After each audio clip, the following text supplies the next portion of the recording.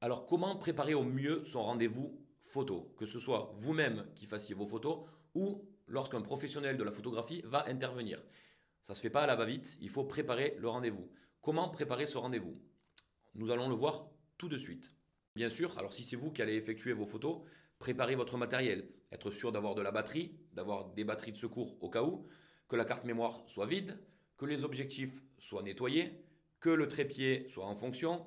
Assurez-vous vraiment que votre matériel soit opérationnel pour le jour du rendez-vous. Ça, c'est une chose. Si vous faites intervenir un photographe professionnel, théoriquement, il doit le faire. Donc, vous n'aurez pas à vous en soucier.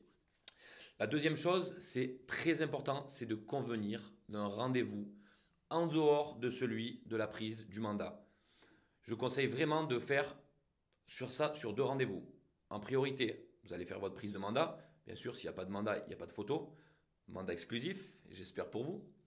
Une fois que la prise de mandat est faite, à ce moment-là, vous convenez d'un rendez-vous avec votre client.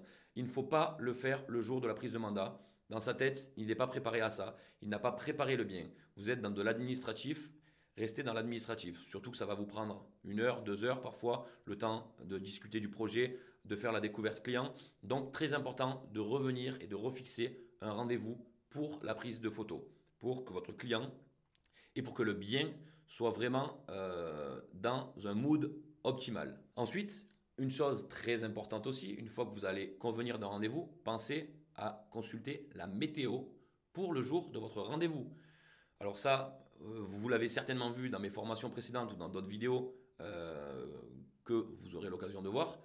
Mais la météo, c'est vraiment primordial. On ne fait pas de shooting photo quand il pleut, on ne fait pas de shooting photo après 19h30 si on est en hiver, même après 17h.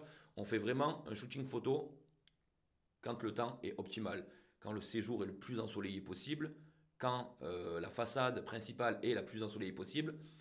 Voilà, il faut vraiment mettre toutes les chances de son côté pour le shooting photo, pour que les photos soient les plus réussies possibles. Et évidemment, chose très importante également, préparez votre client au rendez-vous shooting photo.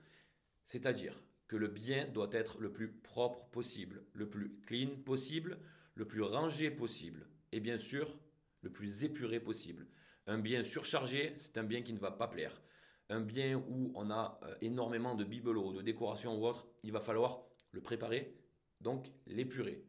Pensez que la décoration d'un bien peut plaire aux propriétaires, mais pas forcément aux acquéreurs. L'important ici, c'est de vraiment pouvoir se projeter à travers les photos. Donc n'hésitez pas à dire à vos clients vendeurs de préparer le bien, d'enlever certains éléments, de déplacer certains éléments. N'ayez pas honte, c'est vous le professionnel, c'est à vous de donner ce conseil à vos clients. Comme ça, le jour où vous venez pour prendre les photos, ou alors le jour où le professionnel intervient pour prendre les photos, le travail est grandement facilité et vous allez voir, le rendu sera bien plus agréable à regarder que si le bien avait été surchargé. N'ayez pas honte de dire à vos clients de déplacer des éléments, etc. Ça prend 30 secondes et c'est bien plus facile à faire avant qu'après. Alors faites-le, pensez-y.